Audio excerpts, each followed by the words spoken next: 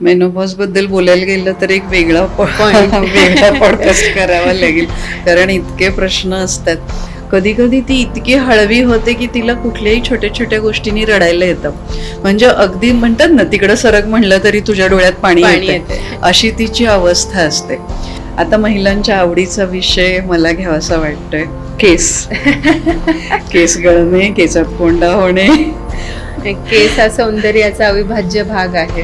म्हणजे personality development मधलं त्याला मेजर इम्पॅक्ट केसांवरच असतो.